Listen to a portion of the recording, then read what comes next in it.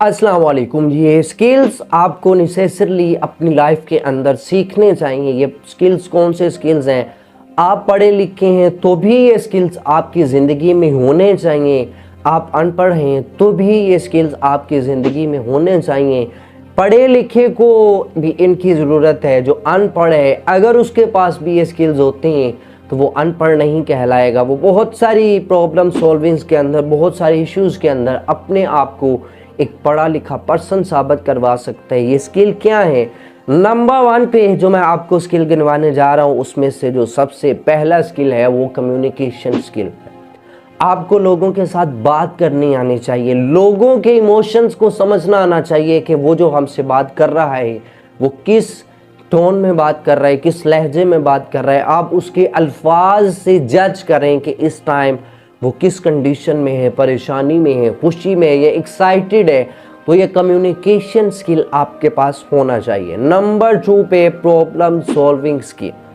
आपको problem solve करनी आनी चाहिए। जो इशू आपको पड़ा है, जिस मुसीबत में आप पड़ चुके हैं, उसके अंदर आपने जज्बाती होने की बजाय उसको सोल्व करने पे ध्यान देने। और ये तभी प्रॉब्लम सॉल्विंग स्किल आएगा जब आप अपनी ज़िंदगी में प्रॉब्लम्स को सोल्व करना स्टार्ट करेंगे। आज आपने एक प्रॉब्लम सॉल्व की है, बहुत सारी गलतियां की, नेक्स्ट जब प्रॉब्लम आती है आप सोचते हैं कि पहले ये गलतियां की थी अब नहीं करनी।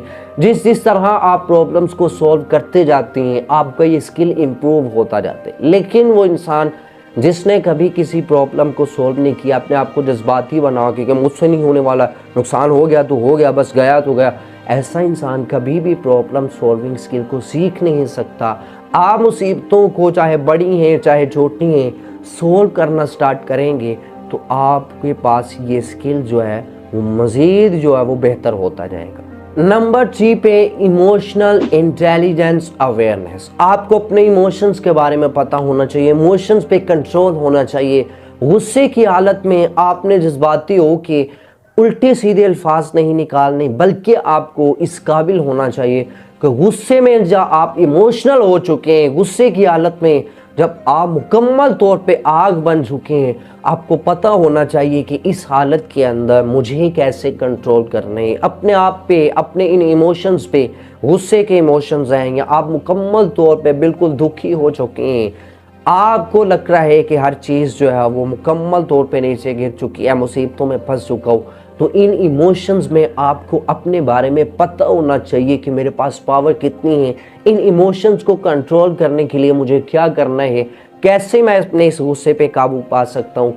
तो ये इमोशनल इंटेलिजेंस अवेयरनेस का स्किल आपके पास होना चाहिए। नंबर 4 पे आपके पास टाइम मैनेजमेंट के लिए मुकम्मल तौर पे एक ऐसा स्किल होना चाहिए जिससे आप टाइम मैनेज कर सकें। ऐसा नहीं है कि आप बहुत सारे काम बेढंगे टाइम में करते हैं। आप कहते हैं कि ठीक है ये काम कर लेता हूँ, टाइम बचा तो ये कर लूँगा, लेकिन आपने देखा कि टाइम तो बचा ही नहीं था। इसका रीज़न क्या था कि आपने टाइम को मैनेज नहीं किया था। और जब आप टाइम मैनेज नहीं करते तो आप अपने गोल से आगे पीछे हो जाते हैं, अपनी मंजिल से आगे पीछे हो जाते हैं।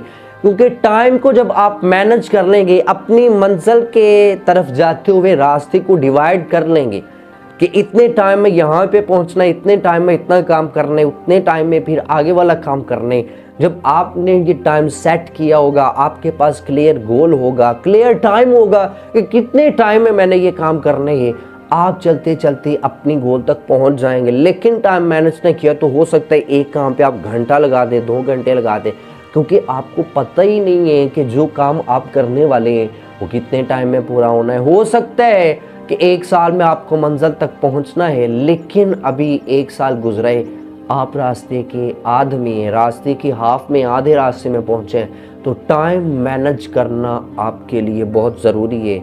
नंबर 5 पे अपना फाइनेंशियल जो कैरियर है, अपनी जो फाइनेंस है, आपने उसको कंट्रोल में रखना है, उसको मैनेज करना है।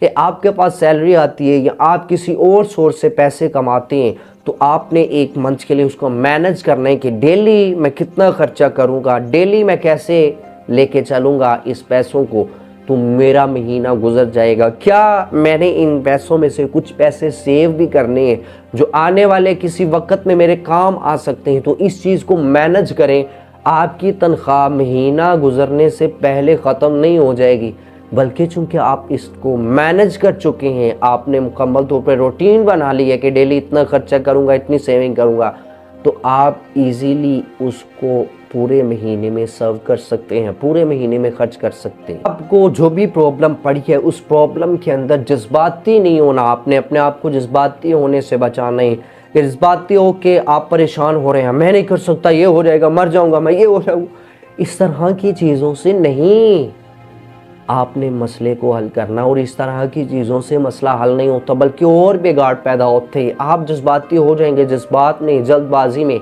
कुछ ऐसा स्टेप ले लेंगे जो आपके मसले को मज़ीद बड़ा मसला बना देगा। आपने काम डाउन रहना है, सुकून में रहना ही। मसले आ चुके हैं तो खैर है, कोई नहीं, हर इंसान की ज़िंदगी में मसला आते हैं, उसको सुकून के साथ पीसफुली आपने उसको सोल्व करने पे ध्यान देना है।